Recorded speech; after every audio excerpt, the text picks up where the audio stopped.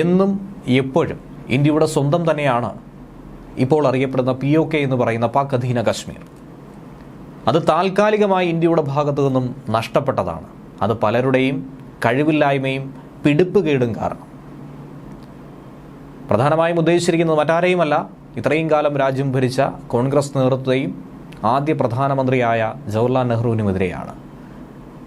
Indian വിദേശകാര്യമന്ത്രി S ജയശങ്കറാണ് ഇങ്ങനെ ഒരു പരോക്ഷ വിമർശനവുമായി രംഗത്ത് വന്നിരിക്കുന്നത്. രാജ്യത്തിൻ്റെ തന്നെ പ്രഥമ പ്രധാനമന്ത്രിയായ ജവഹർലാൽ നെഹ്റുവിനെയും അദ്ദേഹത്തിൻ്റെ നേതൃത്വത്തെയും ശക്തിയുക്തമാണ് പരോക്ഷമായി വിദേശകാര്യമന്ത്രി ഇങ്ങനെ വിമർശിച്ചത്. പാക് അധീന കശ്മീർ എന്ന് പറയുന്നത് അത് ഇന്ത്യയുടേതായിരുന്നു.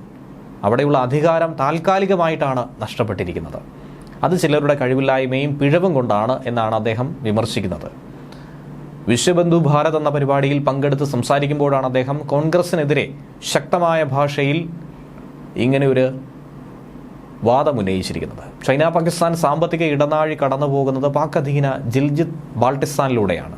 പാക് അധീന കശ്മീർ തിരികെ യോജിപ്പിക്കാനായി ഇന്ത്യ ലക്ഷ്മണരേഖ കടക്കുകയാണെങ്കിൽ ചൈന എങ്ങനെ പ്രതികരിക്കുമെന്ന ചോദ്യത്തിൻ്റെ മറുപടിയാണ് ജയശങ്കർ നൽകിയത്.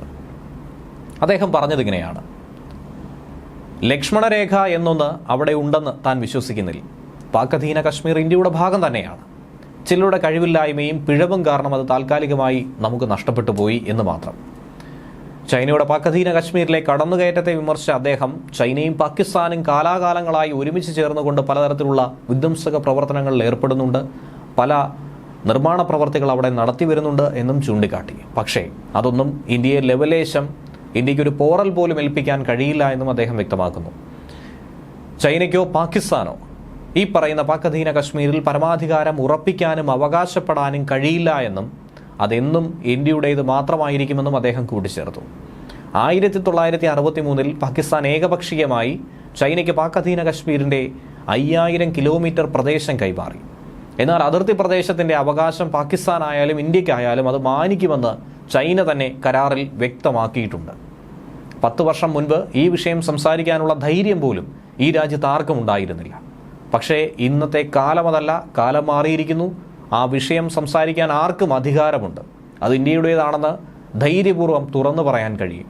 ഇന്നത്തെ ഇന്ത്യൻ സമൂഹം പാക് അധീന കശ്മീർ ഇന്ത്യ തിരിച്ചു പിടിക്കുമെന്ന വലിയ തോതിലുള്ള ആത്മവിശ്വാസം പ്രകടിപ്പിക്കുന്നവരാണ്. ആ ഒരു ധൈര്യം ജനങ്ങൾക്ക് നൽകാനായി സർക്കാരിന് സാധിച്ചിട്ടുണ്ട്.